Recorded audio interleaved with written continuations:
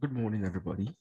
Today is the 14th day in the month of February 2022. My name is Heritage Adisa, market analyst at HotForex. And quickly, as usual, check through the markets, find out what the big stories are, what the overall sentiment is, if the opportunities, and then how we can take advantage of it. But please always remember that this is just a general marketing communication. So excuse me, for information purposes only, and does not constitute an investment advice or investment recommendation, right? Users acknowledge that investment in FX and CFD products is characterized by a certain degree of uncertainty, and that any investment of this nature involves a high level of risk for which users are solely responsible and liable. Now, what we have this morning in terms of the overall market environment, yes, a more mixed environment to start the day, but on the general, we have a very, you know, risk-filled environment. There's still a lot of tension with Russia and Ukraine, and that has moved up, to the top of focus in terms of markets and market reactions, right? Generally, we still have that, weaker sentiment, but so far today, the moves have been flat.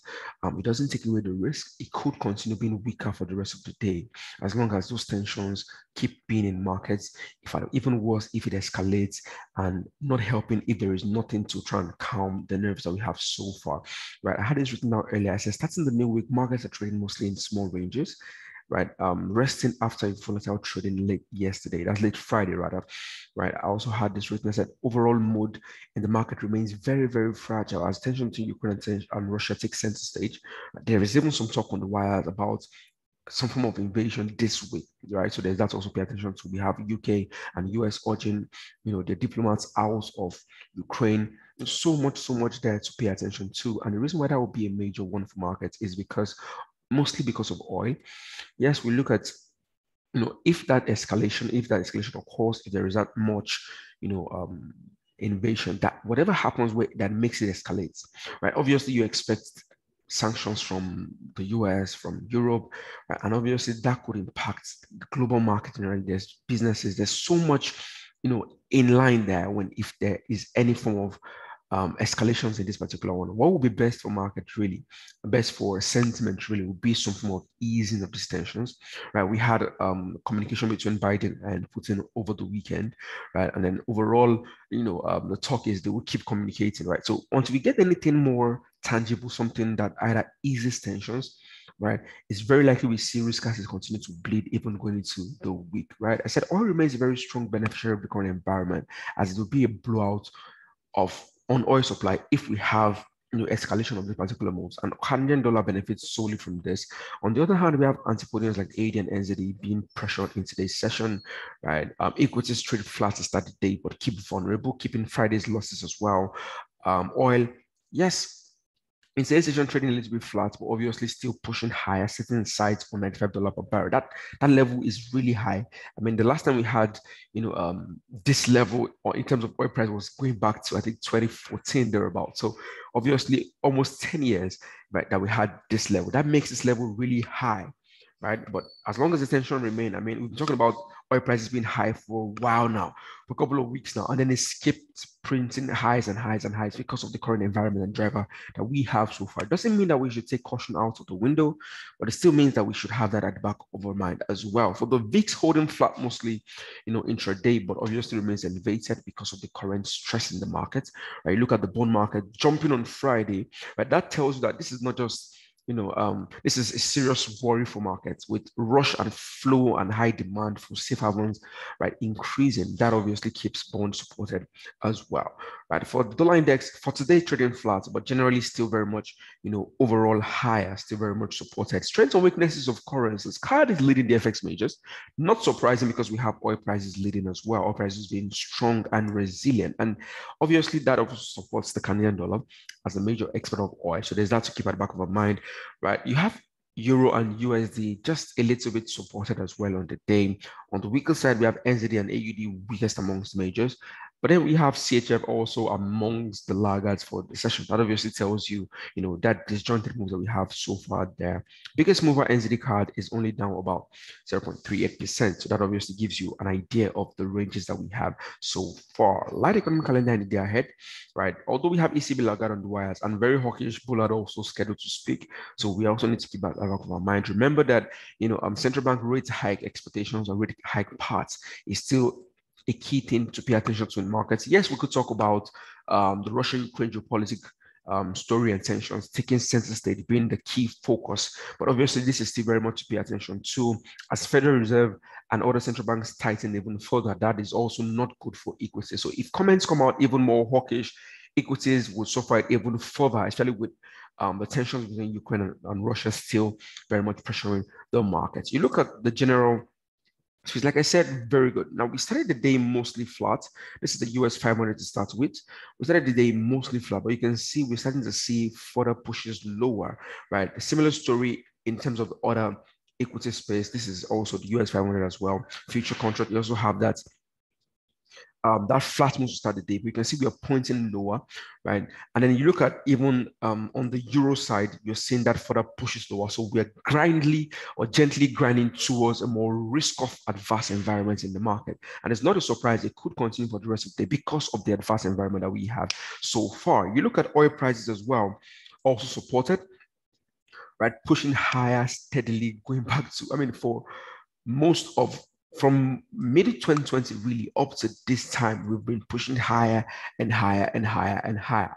The moment the pandemic got to the low, we've continued to print fresh high. But you look what I'm trying to show us here is where we're trading right now had not been seen going back as far back as 2014, right? Obviously, very high elevated levels, but even with all of that, right? But at these levels, we could see pullbacks, which is what we are currently seeing, which is very interesting for me as well. I talked about having pullbacks on this particular pair and we are on particular assets, and it's what we are seeing so far. Does that mean that we should sell oil right now? I wouldn't sell oil right now because as long as the tension remains in place, this is merely just a pullback. We could see further upsides on this particular one. In terms of scaling back into longs, we could look at this overall round number around $90 per barrel as a interesting one to pay attention to.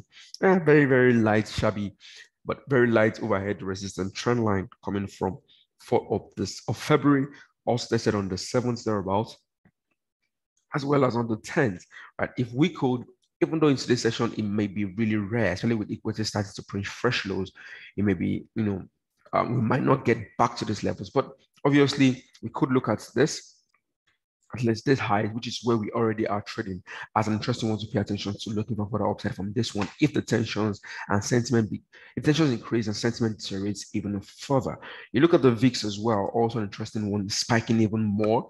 That means that shows equity is pressuring lower, and then you can expect high beta currencies like the Aussie, like the Kiwi, to be pressured even more, and currencies like JPY to increase, to rise, USD to also rise and appreciate in line with the current environment that we have.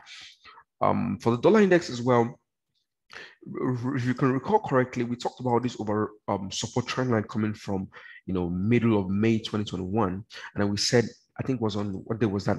Was on Thursday. Yes, we talked about this level as a test, and we could get further pushes to the upside on this particular asset.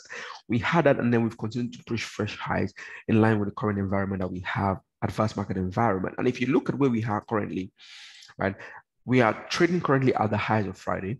Right? As long as equities keep printing lower, as long as sentiment deteriorates even further, you can expect this to break above this retest and then look for further upside on this particular pair. How would I like to play this in terms of moves in the market? First of all, for currency pairs like NZD, I already have this in play already. I like it because it's also, in terms of the environment that we have, NZD is pressured. Technically also looking very interesting as well after breaking below this key 76.500 level, previous highs going back to the foot. Let's see, mid of February, was this? Okay, 7th of February, sorry, 7th of February there. And now we've continued to push fresh lows around here. Yes, we could look at this level as a potential form of support in terms of profit taking. Entry was already at this particular level on the test of the 15 minutes 50 moving average here, right? We pushed lower from here. If I would like to look at this for another potential entry, right? If I can, first of all, A rotation back to this round number could be interesting in terms of further downside. Alternatively, if we clear out 74 level as well, look for a retest, we could look for further downside on this particular asset as well. For NZD card, right? I like this. I already have an arrow here already. I like this because, you know, further strength in Canadian dollar, right? Because of oil prices, right? Is one to look out for. And then we could look at the weakness in the NZD like we have so far, right? Right now, we've already, you know, pulled back to retest Friday's lows, and we are already pushing lower from there, right? That's one to pay attention to. Apart from that, if we can also look at this level, this is also, you know, previous resistance around here. So clearing out of this level as well could be interesting in terms of retest and further moves to the downside. Obviously, the next key level of support comes in around the 0.84, you know, level as well. Yes, that might be a lot of moves, but if equities continue to be weaker, obviously you can expect that to be very much in play. For the dollar, right, for the dollar as well, AUD USD downside also expected, although coming into support around 0.71 keeps me a little bit more prudent on this particular idea, right? I like to see clearing out of this level, looking for a retest and looking for further pushes lower on this particular one. Next key level of support comes in at 0.705. That would be an interesting one to look out for. Key level to your risk just above today's highs, and then we can look at that, you know, going lower. You look at currency pairs like, let's say, NZD USD as well, also interesting one to pay attention to. Being very careful in picking the pairs in line with, you know, what we have, looking at both strengths and weaknesses of both currencies as well. This is already pushing lower as well. Also interesting one to pay attention to, right? Funny how they've already moved already so far. But if you look at this as well, the next point of call comes in around this round number, previous supports. This is 0.66, previous supports around here, as well as resistance support around here. So that would also be interesting. I would like to see another rotation back, maybe towards yesterday's lows, which we already had on early in the session. But if we get another one, that could be interesting.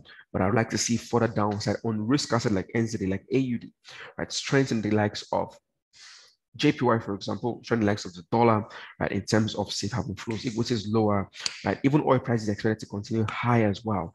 That these are what I like to look out for in today's session. Remember, it's Monday, right? Keep a very close eye on the sentiment, most especially headlines in terms of the Russia-Ukraine, you know, tensions, how NATO, US, Europe, as well as UK responds. That will be very interesting to pay attention to. In terms of the calendar, it's really going to be a light one where we have Lagarde on the wires. Apart from that, we also have Bullard on the wires, but apart from that, nothing really major, you know, to pay attention to. For the week, it's going to be interesting. We have a couple of key data releases in terms of CPI for UK, right, as well as let's see, we have CPI for UK, retail sales for the UK as well. Okay, this is CPI for the UK. We also have retail sales for the US, CPI for Canada. You know, a couple of data points that will be interesting for the week. So let's just keep it very simple, keep eyes very pale on the markets, keep attention on sentiment as well as headlines. For now, risk off is starting to be more evident in the markets. We expect the likes of AUD and NZD to suffer the most. We expect the likes of the dollar and yen to enjoy the most. So thank you very much. Do enjoy the rest of your trading session. Bye for now.